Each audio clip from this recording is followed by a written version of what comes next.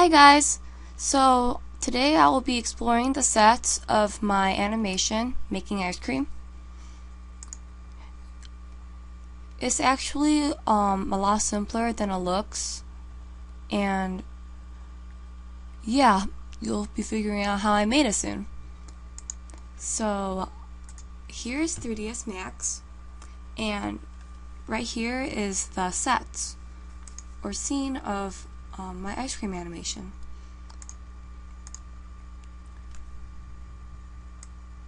Since my animation runs at about 30 frames per second, I have thousands of frames put into this animation.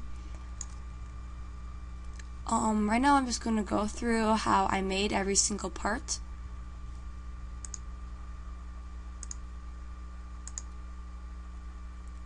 So the conveyor belt right here,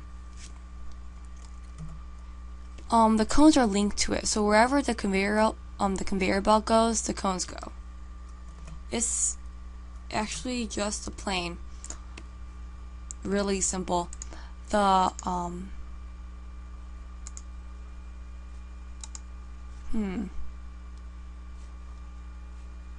Okay, good. It didn't freeze.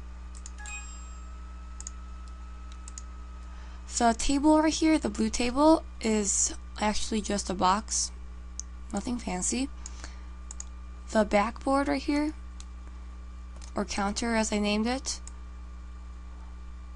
I think I was just trying to find something that could block the endless gray or black behind.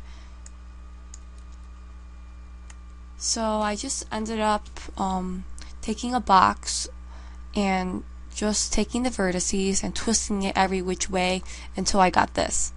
And then I went to my materials panel and applied a cool material, but it was reflective, and if you are familiar with 3ds Max and its materials, reflections and all that take hours and hours more to render. So that was the cost of making it look pretty.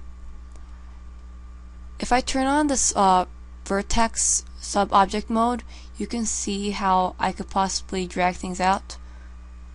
Pretty much did this all day, or not all day, but for a long time until I got the shape I wanted. But it's pretty cool, even though a lot of this was trial and error. So that's just furniture, I guess. The actual machine, there we go. The actual box machine is a box.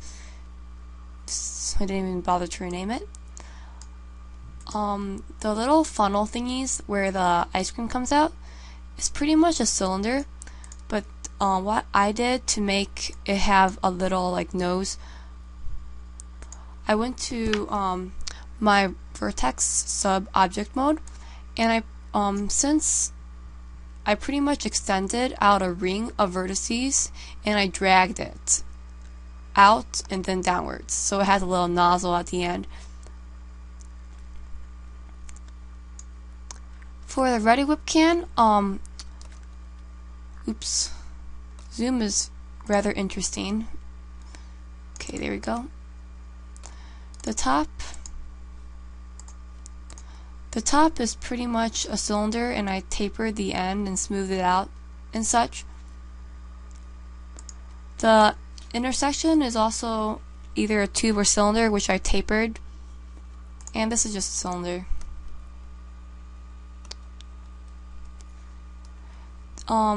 The texture of Ready Whip is easily applied.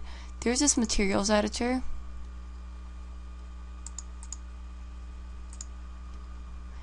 and as you can see, all these different materials are on here that you can just drag out to whatever object you like.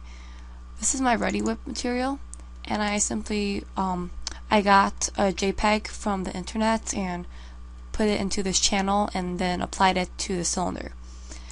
This is I also use this for the cones.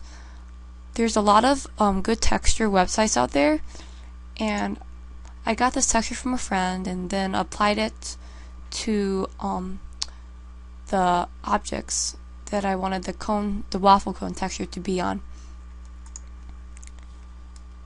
So last two, how I made the ice cream and the cone.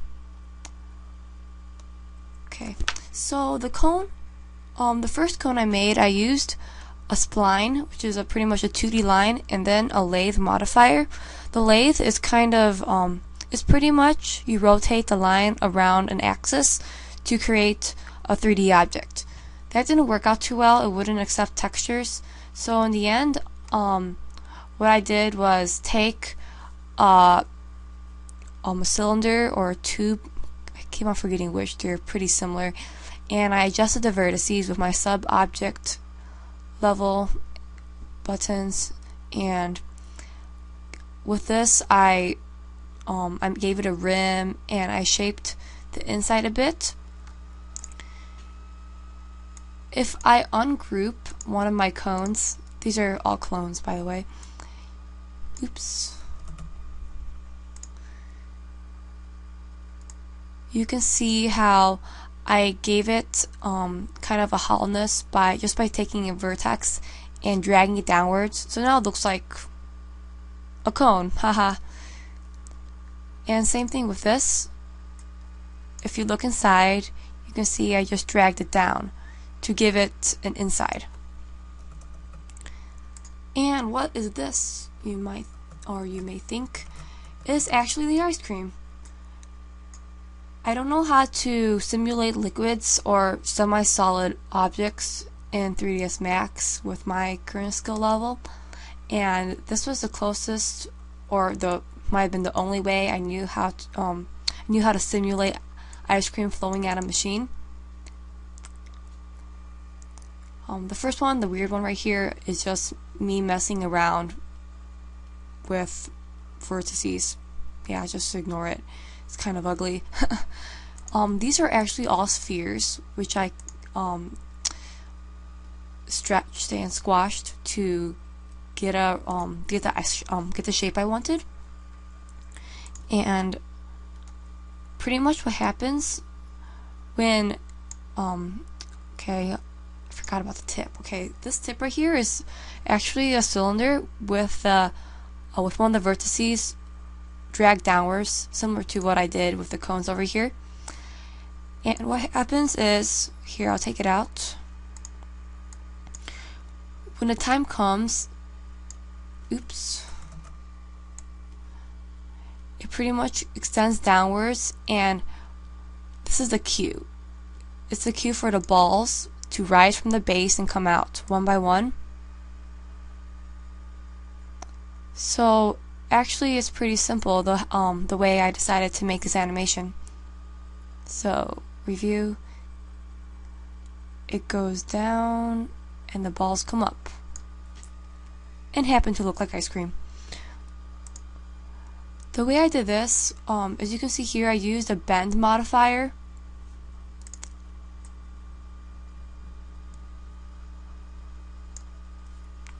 If I turn bend off, it's straight up. So there used to be a sphere here, and I took one of the vertices on the top and I dragged it upwards. Then I applied the bend modifier, and so now it's off to the side, just like you get on your ice creams. And that's pretty much it.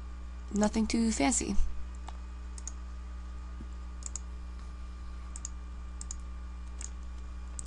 So this was how I made my ice cream animation, and it actually took quite a long time. As you can see, I have 9 files here. With my 3ds Max Design software, what happens is the more frames I put into one animation, the more lag it has. So I chose to divide the entire minute and 12 seconds into these files. These run at 30 frames per second, so 1 minute and 12 seconds would be 72 seconds, and just multiply that by 30 frames per second and you can figure out how many frames I had to use for this entire animation, and that is not a small number. So yeah, that's pretty much the whys and hows and whats of this animation, and I hope that you found this entertaining and useful. And yeah, if you want to make an ice cream animation, go for it and posted as a response to mine. Yeah. So thank you, subscribe, and see you guys later.